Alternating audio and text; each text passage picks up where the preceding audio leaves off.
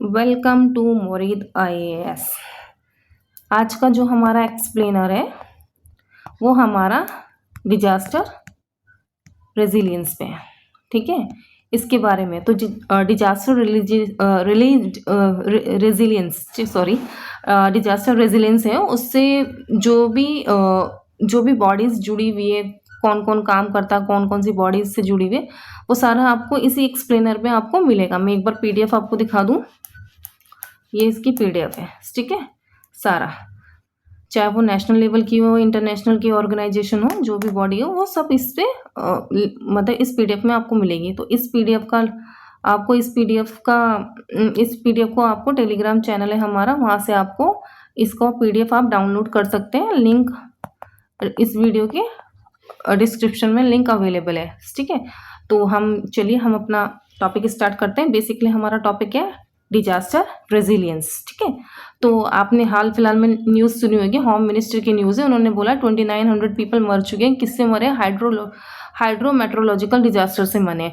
तो ये जो मरे हैं, इनसे क्या हुआ? हमारे इकोनॉमिक को 135 बिलियन का लॉसेस हुआ है इकोनॉमिक को। ठीक है, नेचुरल डिजास्टर है तो इससे लॉसेस हुआ है। तो इसी को ध्यान में रखते हुए एक जो भी इंडिया क्लाइमेट के जो चैलेंजेस है उसको हमको मिटिगेट करना, मतलब उसको मिटिगेट करके उसको कम करना है। पूरी तरह से तो हम उसको ख़त्म तो नहीं कर सकते, बट हम उसको मिटिगेट कर सकते हैं। तो उसी के रिगार्डिंग एक हाल फिलहाल में पीएम मोदी ने जो भी इससे डिजास्टर रेजिलियंस से जो भी थे उस पर उन्होंने आउटलाइन किया कि क्या हमारे प्रायोरिटीज एरिया होने चाहिए। ठीक है, तो कौन सी मीटिंग में गया? इंटरनेशनल कॉन्फ्रेंस में गया था on the disaster resilience infrastructure की जो मीटिंग्स थी, उसमें बोला है पीएम ने। तो हमारा जो डिजास्टर है उससे रेजिलियंस होना चाहिए, अर्निंग वार्निंग सिस्टम होना चाहिए और कोऑर्डिनेशन अच्छा होना चाहिए, जिससे हमारा जो भी जैसे कुछ भी डिजास्टर आता है उससे हम हैंडल कर सकें। ठीक है, तो चलिए इसके बारे में हम देख लेते हैं। What is ICDRI? ठीक है, international conference on disaster resilience infrastructure.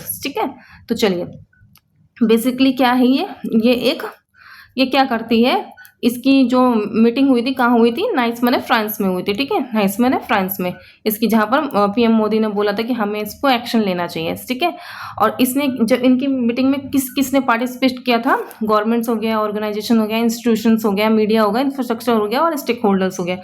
तो इन लोगों ने करा था। देखिए बिल्कुल नॉर्मल है और बिल्कुल सिंपल लैंग्वेज में लिखा हुआ, तो यूपीएससी इसी पे ही कार्ड प्ले करता है। ठीक है, बेसिकली इसका ऑब्जेक्टिव क्या होगा?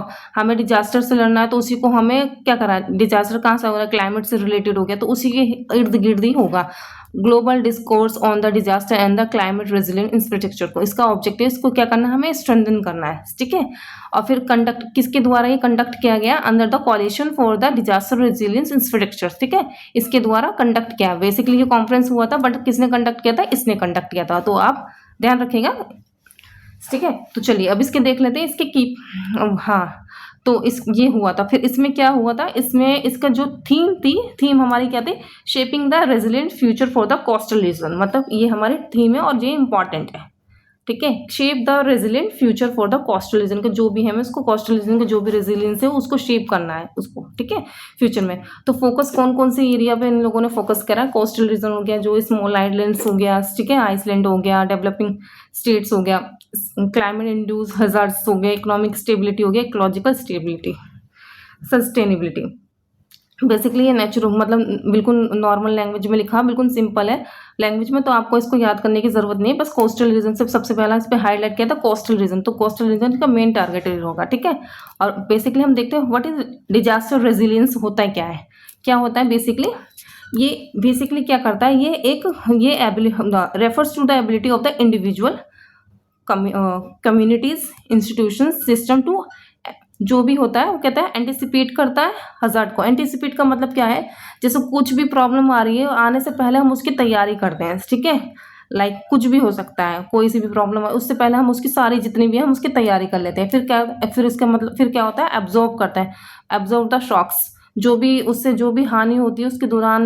अगर कोई भी डिजास्टर आ जाता है तो उससे जो हानि होती है फिर उसको हम देखते हैं, उसको ऑब्जर्व करते हैं और फिर उसके बाद अडप्ट करते हैं। ठीक है, अडप्ट करते हैं मतलब जो भी हो गया है तो फिर हम उसको नई परिस्थिति के अनुसार उसमें हम उसको अपने आप तरीके से बदलते हैं, फिर उसको रिकवर, और जो भी हमारा लॉसेस होता है फिर उसको क्या करते हैं? उसको रिकवर करते हैं। तो इसमें जो डिजास्टर रेजिलियंस है इसमें 4 चीज़ इंपॉर्टेंट है। एक होता है एंटिसिपेट, ठीक है, और absorb and adopt and recovers. ठीक है, जब भी आप इसकी डेफिनेशन लिखें, कुछ भी क्वेश्चन आएगा तो ये 4 वर्ड्स आपके होने चाहिए, कीवर्ड्स होते हैं, ये कीवर्ड्स है। इससे अगर आपने ये कीवर्ड्स अपने आंसर्स में नहीं लिखा तो आपको नंबर नहीं मिलेंगे, ठीक है। तो ये कीवर्ड्स होते हैं, तो टाइमली इसको देखना, उसको इफिशिएंट मैनेज करना, और फिर इसेंशियल स्ट्रक्चर और द फंक्शंस करना इसके, ठीक है। ये सारे इसके ये होता है डिजास्टर रेजिलियंस, ठीक है। तो बेसिकली इसके 2 पॉइंट है, इसके 2 की एयर है, की कॉम्पोनेंट है, कौन कौन से, एक मिटिगेट करना और एक एडप्शन करना, ठीक है। आप देखिए, आप नाम से ही आपको पता चला, मिटिगेट करना और एडेप्शन करना, अडप्ट करना और मिटिगेट करना। मिटिगेट मतलब हम किसी चीज़ को मिटिगेट करते हैं, मतलब कम करते हैं, हम क्या काम कर लें जिससे कम हो जाए। जैसे हमारे किसी बिजनेस में लॉस हो रहा है, हम तो ऐसा कौन सा काम कर लें जिससे हमारे लॉसेस कम हो जाए। तो वैसे ही डिजास्टर में भी होता है कि ऐसे क्या चीज़ करें जिससे हमारा लॉस कम हो जाए, मतलब हानि कम हो जाए। तो क्या बोला है, रिड्यूस और the prevent the impact of the disaster, मतलब जितना ज़्यादा हो सके हमें उसका जो इम्पैक्ट हुआ है डिजास्टर का, ठीक है, उसको कम करना।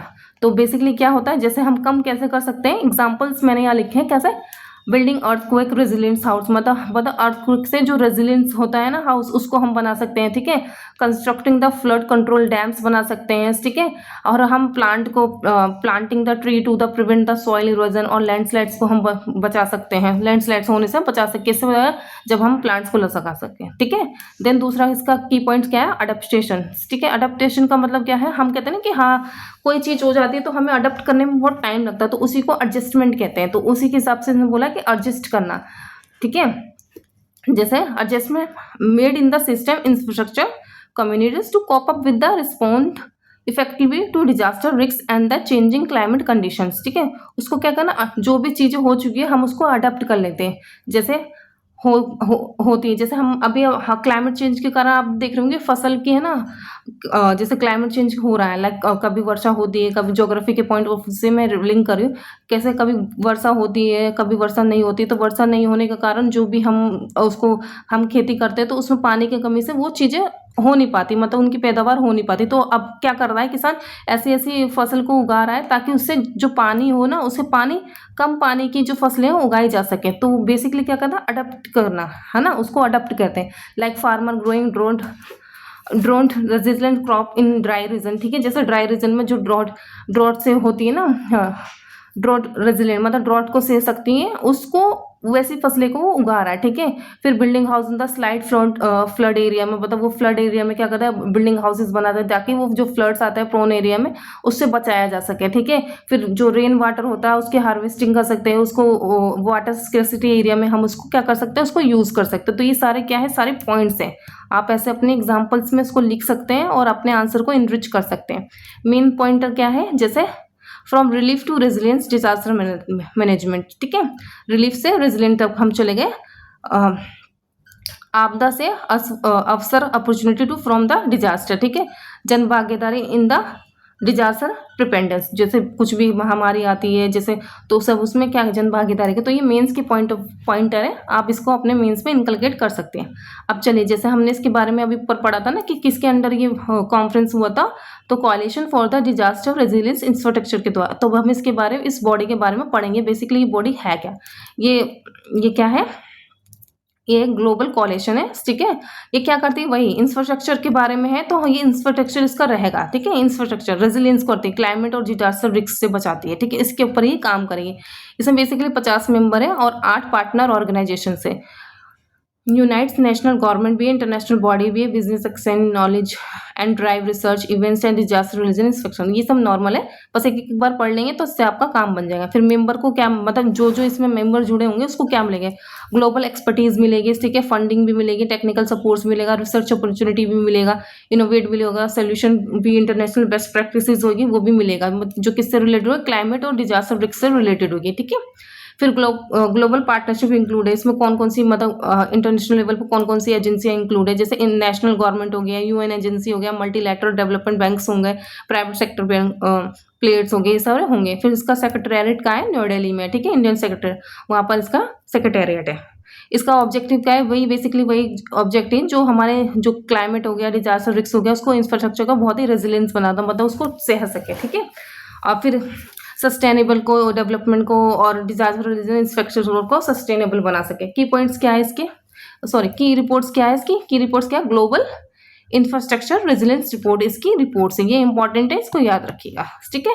मिशन क्या है 2050 तक 2050 तक coalition for the disaster resilience infrastructure को मतलब 10 मिलियंस जो भी 10 मिलियंस का इसमें इन्वेस्टमेंट है, जो भी एग्जिस्टिंग इंफ्रास्ट्रक्चर है उसको बहुत ज़्यादा और अच्छे से उसमें इन्वेस्टमेंट करके उसको नेचुरल हजार्ड्स और क्लाइमेट चेंज के रेजिलियंट बनाना है, ठीक है। अब बेसिकली क्या है तो अचीव करना है, इससे क्या होगा जब हम बनाएंगे तो इनहेंस होगा कैपेसिटी बिल्डिंग, इनहेंस होगा policy inform policy making, improve planning and effective management होगा इससे। ये इसके और ब्रॉडर ऑब्जेक्टिव क्या होगा इसका, इंप्रूव एनवायरनमेंट क्वालिटी होगी, स्ट्रेंथन लाइवलीहुड्स होंगे, इनहेंस द ओवरऑल वेलबिंग होगा, more than 3 billion people world wide में होगा, ठीक। तो बेसिकली जब हमारा इंफ्रास्ट्रक्चर अच्छा होगा हमारे डिजास्टर से और हमारे जो भी क्लाइमेट रिस्क है उससे हमें उससे हम बच पाएंगे, तो ये सारी चीज़ें हमारी इनहेंस हो जाएगी। तो बेसिकली ये नॉर्मल सा पॉइंट्स है, आपको पॉइंट्स क्या क्या लगे जो मैंने हाईलाइट्स कर दिए हैं, ठीक है। और नेक्स्ट क्या है हमारा इंफ्रास्ट्रक्चर रेजिलियंस एक्सकेलेटर फंड है। अब ये फंड से रिलेटेड हो गया, ठीक है। बेसिकली फंड है, अब इतना सब कार्य करना है तो फंड भी तो रिलीज होगा ना, बिना फंड के तो हम कार्य कर नहीं सकते। तो फंड क्या है, इसके लिए क्या है ये IRAF, ठीक है, मल्टी पार्टनर ट्रस्ट फंड है, ठीक है। किसके द्वारा बनाया गया है, coalition for the disaster resilience infrastructure मतलब CDR के द्वारा ही बना, जिसके अंदर वो कॉन्फ्रेंस हुआ था, ठीक है। मल्टी डोनर ट्रस्ट फंड है, ठीक है। इस्टेब्लिश किसके द्वारा किया है, UNDP के द्वारा किया गया, और किसके United nation office for the disaster risk reduction के द्वारा किया, फ्रांस और US के द्वारा इसका क्या किया गया है, इसको बनाया गया है, ठीक है। बेसिकली क्या करेगा ये, असिस्ट करेगा किसके, वही डिजास्टर रेजिलियंस हो गया, इंफ्रास्ट्रक्चर हो गया, सिस्टम हो गया, और डेवलपिंग कंट्री बेसिकली किस में करेगा, जो भी डेवलपिंग कंट्री होगा और स्मॉल आइसलैंड्स हो गया डेवलपिंग स्टेट्स में, उसको बेसिकली इसका स्पेशल फोकस उस पर रहेगा, ठीक है। देन उसके बाद क्या गया, अभी हमने इसके बारे में पढ़ा था, अब इसके बारे में हमें फिर यहाँ पढ़ना है, ठीक है। United nation office for the disaster risk reduction, अब इसके बारे में हम पढ़ते हैं। अब जितनी भी बॉडीज है ना ये मोस्ट इंपॉर्टेंट है, आपको कहीं ना कहीं इससे क्वेश्चंस मिलेंगे, तो ध्यान से देखना है। PDF आपको अवेलेबल हो जाएगा टेलीग्राम चैनल पे, ठीक है। आपको लेक्चर सुनना है अच्छे से, ठीक है। हेडक्वार्टर्स का क्या है, जेनेवा कहाँ है, स्विट्जरलैंड में, ठीक है। इसका मैंडेट और पर्पस क्या है इसका UNDRR is a UN system for the focal point और वही डिजास्टर रिस्क रिडक्शन का इसका मैंडेट है, इसको ही इस पे काम करना है। की फंक्शन क्या है, वही डिजास्टर से जितने भी लॉसेस हुए उसको कम करना है, हेल्थ को अच्छा करना, बिल्ड रेजिलियंस करना, किसके अगेंस्ट नेचुरल हैजार्ड्स के बारे में, मैंडेट हैजार्ड्स के बारे में, मैन अगर मैन के द्वारा भी हैजार्ड्स हो रहे हैं उसको भी करना है, support member state implement international, ये सारा नॉर्मल है। और फिर इसने स्पेशली दादा Sendai framework of the disaster reduction, ठीक है, इसके फ्रेमवर्क भी इसके पर ये काम कर रही है, ठीक है। आप देख लेते हैं ये हमारा फ्रेमवर्क है, ठीक है, Sendai framework for the disaster risk reduction, ये जो है इसके बारे में हम पढ़ लेते हैं, ठीक है। बेसिकली क्या है ये वॉलंटरी है। अब देखिए कोई भी चीज़ वॉलंटरी रहता है तो कोई इसको इतना सीरियस लेता नहीं है, ठीक है, और ऊपर से वॉलंटरी भी और नॉन बाइंडिंग भी है तो इतना सीरियस कोई लेगा नहीं, ठीक है। इंटरनेशनल एग्रीमेंट हुआ है किसके द्वारा, मतलब किसके द्वारा इसको अडॉप्ट किया है, UN मेंबर स्टेट्स के द्वारा इसको अडॉप्टेड किया है। फोकस पॉइंट क्या है, वही डिजास्टर रिस्क को और बिल्डिंग रेजिलियंस को उसको क्या करना है, फोकस इसका रिड्यूस करना है, ठीक है। अब कब इसको अडॉप्ट किया गया था, 2015 में अडॉप्ट किया गया था, 3rd UN world conference on the disaster risk reduction पे इसके जो 3rd हुआ था उसमें किया गया था, ठीक है। और लोकेशन कहा था इसका सेंडाई जापान में। इससे क्वेश्चन आ चुका है, PYQ देखेंगे तो आपको मिलेगा, ठीक है। प्रायोरिटी एरिया कौन कौन से हैं इसके, बेसिकली क्या है, अंडरस्टैंडिंग द डिजास्टर रिस्क, मतलब जो भी हो रहे हैं डिजास्टर के जो भी रिस्क हैं उसको हमें समझना है, फिर उसको स्ट्रेंथनिंग डिजास्टर रिस्क गवर्नेंस करना है उसका, ठीक है।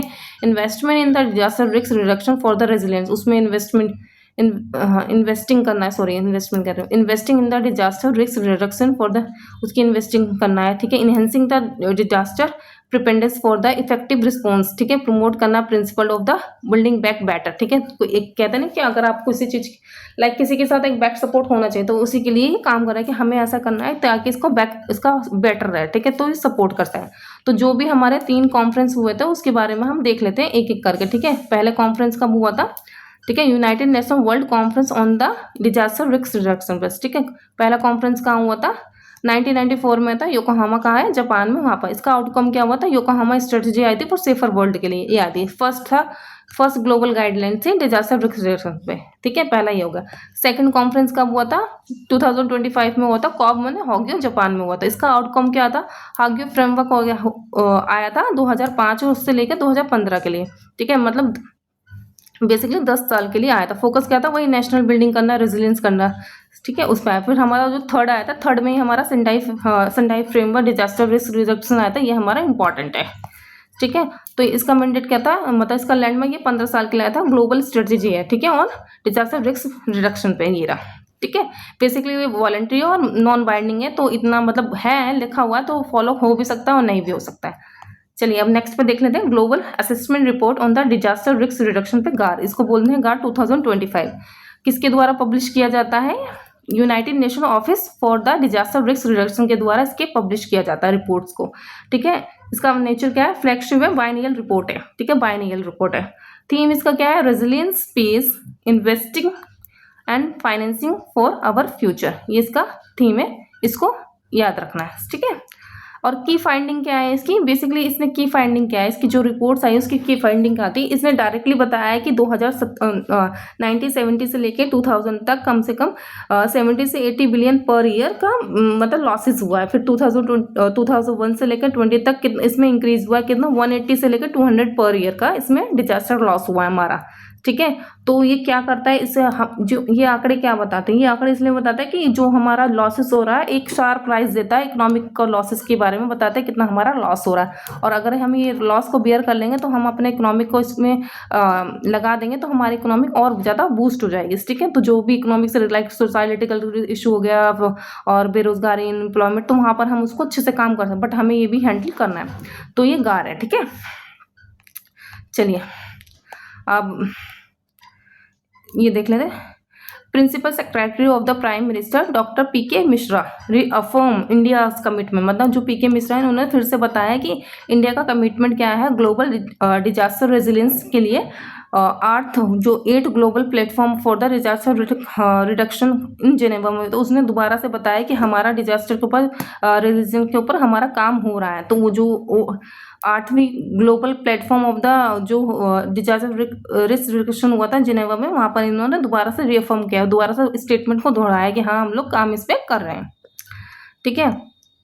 चलिए अब हमारा नेक्स्ट क्या है, अब हमने इसके बारे में पढ़ा था UNDDR, ऊपर बढ़ा है ना ये, तो इस सबका आप नोट्स नहीं रहा, ठीक है, इसके बारे में जो ये पब्लिश करती है रिपोर्ट्स, ठीक है। चलिए अब हम इसके बारे में देख लेते हैं, जो हमने यहाँ पढ़ा ना, ये रहा 8th सेशन हुआ था इसका, कहाँ हुआ था उसी के बारे में हम पढ़ेंगे।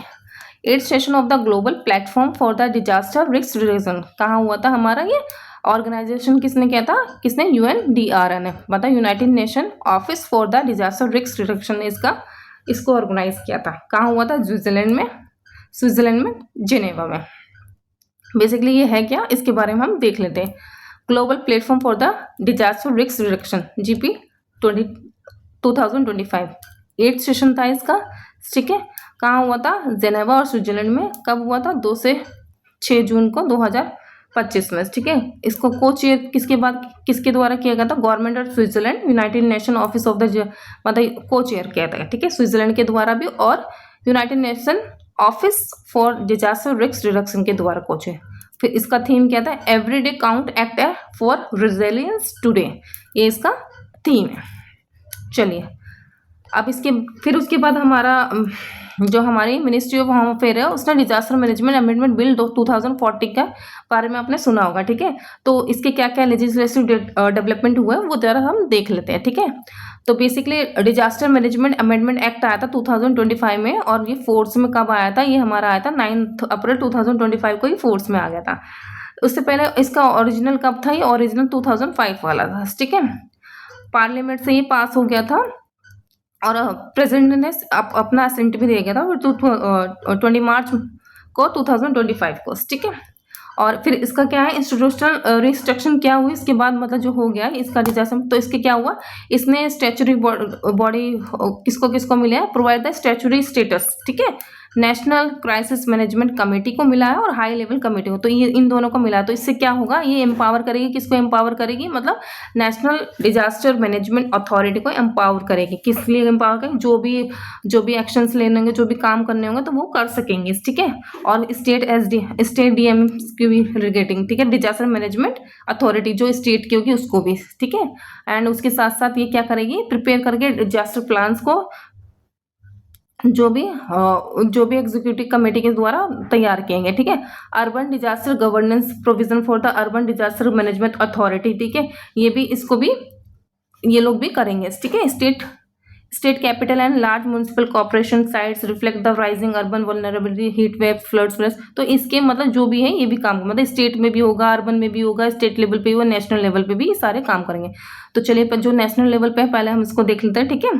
नेशनल डिजास्टर मैनेजमेंट अथॉरिटी क्या है, इसका स्टेब्लिशमेंट का हुआ है, वही डिजास्टर मैनेजमेंट 2025 का जो अमेंडमेंट हुआ था उससे जो बनाएंगे उसके द्वारा इसके द्वारा इसमें इसके ही अंडर इसका डेवलपमेंट हुआ, मतलब इस्टेब्लिशमेंट हुआ है। इसका कॉम्पोजिशन क्या है, चेयरपर्सन क्या है, प्राइम मिनिस्टर इसके चेयरपर्सन है, ठीक है। अप टू 9 मेंबर इसके हो सकते हैं, इंक्लूडिंग वाइस चेयरपर्सन भी, ठीक है।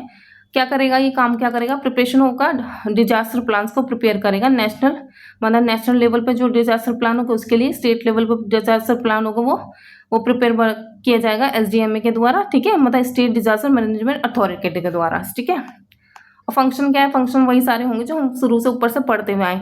पॉलिसी बनाएगा, प्रिवेंट करेगा, मिटिगेशन करेगा, प्रिपेंडेंस करेगा, रिस्पॉन्स करेगा, रिकमेंड करेगा, प्रोविजन करेगा of the funds for the mitigate, मतलब कितनी फंड्स की रिक्वायरमेंट है उसका प्रोविजन करेगा। फिर इसका इम्प्लीमेंटेशन ऑफ द गाइडलाइंस करेगा, मिनिस्ट्री ऑफ स्टेट की जो भी एजेंसी है उसको इम्प्लीमेंट की गाइडलाइंस देगा, ठीक है। ये सारी चीज़ें करेगा, नॉर्मल है, एक बार पढ़ लेंगे तो उससे हो जाएगा।